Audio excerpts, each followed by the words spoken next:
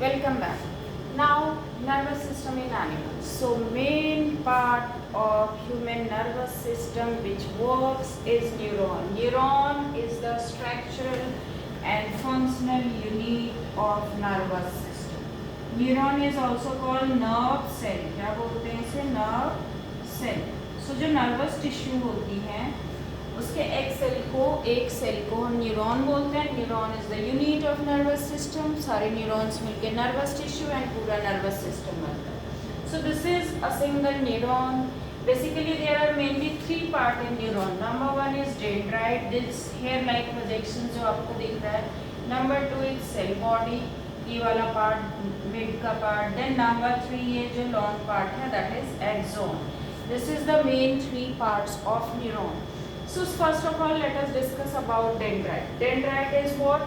The upper top hair-like projections which comes out from the cell body.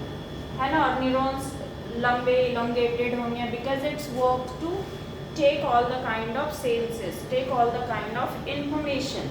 So dendrites क्या होता है? Receiving points होते हैं. ये receive करते हैं all the informations. Then that dendrites pass it to the cell body. Cell body is one of the important part of neuron. In the cell body there is cytoplasm kind of structure called neuroplasm, then vessels, granules, then mitochondria, Golgi apparatus. Lots of parts are found in the cyton or cell body, or this is also called soma. Cell body क्या करेगा? सारे information को लेगा. कहाँ से लेगा? Dendrite से लेगा. Then this cell body will pass on the information to the axon. The long elongated cylindrical kind of structure is called axon. All the information passes through it. अच्छा, ये जो information इसके अंदर चल रहा है ये electrical signals के form में चल रहा है. In between the neuron it is like an electrical signal. अब ये axon surrounded होता है by a layer that is called medullary sheath. Then इसमें न्यूक्लियस होंगे. यहाँ भी न्यूक्लियस है. One be here will be also nucleus in the medullary sheath and 2 medullary sheath के जंक्शन को हम बोलते हैं node of Ranvier. And the axon ends again in some kind of fibrous elongated structure that is called axon terminal. And axon terminal में सारे जो information है वो पास ऑन होंगे टू द नेक्स्ट डेंड्राइट. मतलब एक्सोन टर्मिनल से information pass on होगा अगले न्यूरॉन के डेंड्राइट पे.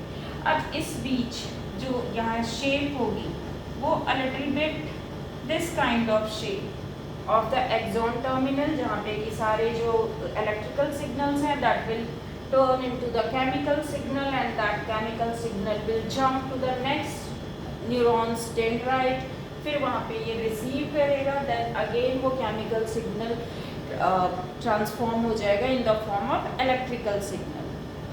So in this way the messages transmits from one neuron to the another neuron and so on till it reaches to the nervous system, to the brain, and from the brain to that sensory part of the body. इस तरह से ये work coordination में. अच्छा, ये क्या इतना लंबा टाइम लेता है? No, it's the work is done within fraction of second. Quickly action होता है. देखो जब आप गर्म कुछ टच करते हो या ठंडा या अनवांटेड चीज़ें देखते हैं, एक्शंस आर क्विक.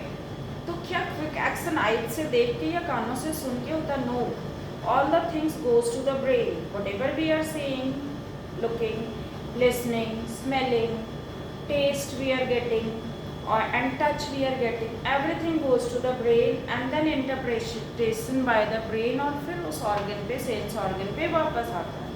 So इतना quick work न्यूरॉन करता है because of neuron only.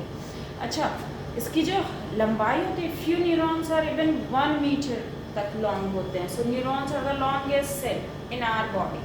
सबसे बड़ा सेल हमारी बॉडी का न्यूरॉन. तो इसलिए ये quick actions and reactions करते हैं.